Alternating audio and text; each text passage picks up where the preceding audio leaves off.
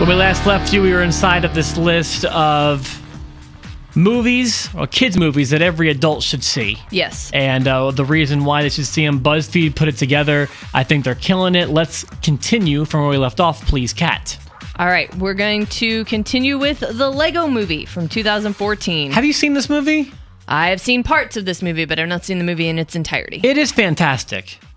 Is it? I don't know that every adult needs to see it. I don't know what the life lessons they could possibly offer are, but it's a great movie. Yeah, maybe if I watched all of it. Yeah, it's really good. The write-up says, as a geek parent, I can fall into the keep your set put together attitude, a good gentle reminder that toys are designed to be played with, and it's not the end of the world when they get all mixed up. Very true. From 1988. By the way, that's not really a life lesson. So I feel like the word needing to see this movie is a little, but it's a great movie. Sure. From 1988, The Land Before Time. Oh my God, this movie got me as a kid. This one says, The Land Before Time makes water absolutely pee out of my eyes for like an hour. They didn't use the word pee, but I'm paraphrasing there. You know this movie, right? You've seen this, right? I have seen this movie. Ducky was the little, I think she was a brontosaurus. Yeah. So cute. And as a kid, I was always afraid of losing my mom, and this movie did not help that. So yeah, I'm sure. Definitely got me in all the emotional all the places. feels. Yeah. The Emperor's New Groove from 2000. Okay, it's not a bad movie, but what's I mean, again, another one like the Lego Movie where it's not bad, it's just what's the lesson here? Well, it says The Emperor's New Groove because it's laugh out loud funny, makes you feel all the feels, and has a great voice cast. Over a decade on from my first viewing, it's still a firm favorite. These aren't always necessarily about lessons. Some of them are they're just on here because they, You're right. They were great stories. Some of them, there are a lot of kids movies that have a lot of tucked in subtle adult humor. Mm-hmm. Those are the ones that like I always got a giggle out of those when Elizabeth was little, because those kinds of things would go completely over her head, but I would pick them up. Can you think of one? Yeah, and we'll get to it not next, but the next one. Okay.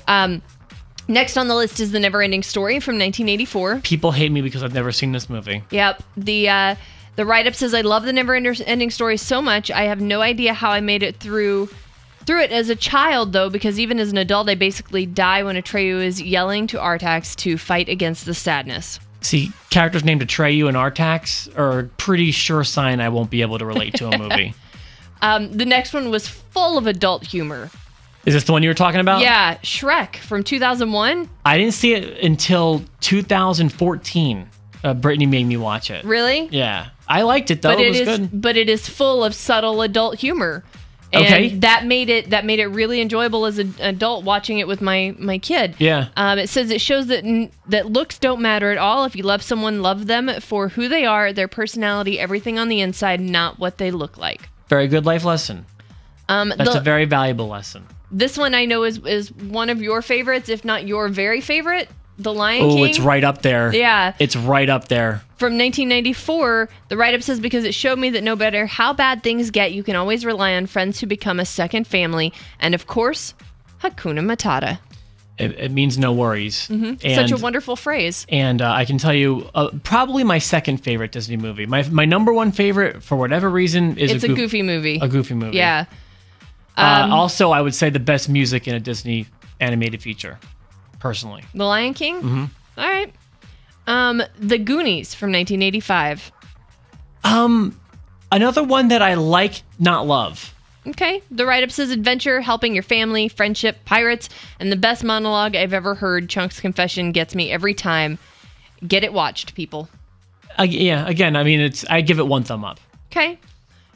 This one's more up your alley. Oh my gosh, I love this story. Toy Story from 1995. Love Toy Story. It says Toy Story teaches the importance of play, looking after your toys, but also being there for each other. And every time I watch it, I love the movie even more. Like, I liked it as a kid, I love it as a grown-up. Yeah? Every time I watch it, I love it even more. Next up, Mary Poppins from 1964. I actually don't like this movie. Bless you, Kat. Excuse me. What do you think about Mary Poppins? I mean, I like it. It's fun and it's quirky and it's, there's a lot of lessons there. The write-up on it says it's magical to watch as a child, but then when you're older and you watch it, you unknowingly find yourself drawn to the story of the parents. The mother's a strong woman, ahead of the times and fighting for women's rights. The father's forced to miss his children's childhoods to earn money to allow them their lives, and Julie Andrews is just damn flawless. Well, she is flawless. I'll give her that. It's just, I don't know, something about the movie. I have it, I just don't love it. And the last one on the list, I finally got to watch. And I'm not even going to lie, I did not watch it with children present. I just watched it. Brittany and I went to the theater and watched it. Again, there were like 2 other families with young kids there. We're the only just grown-ups adults. There. Oh my God, do I love this movie. Inside Out from last year. It says, as a person who always felt like I had to be the quote-unquote happy friend, it shows that it's okay to break down and it's normal to not be happy all the time. And that if there's something more serious going on, it's okay to ask for help.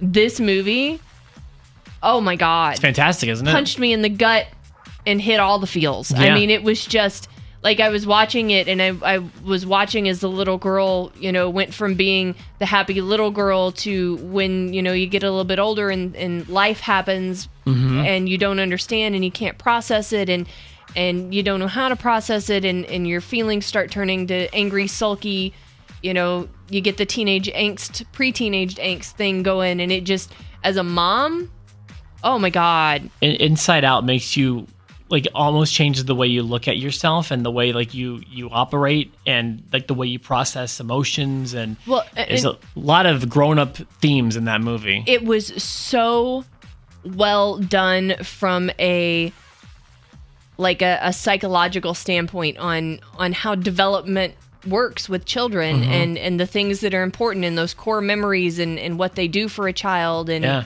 that just it was so well done. Yeah. So well done. I'm glad to hear you say that because we agree 1,000,000% on that.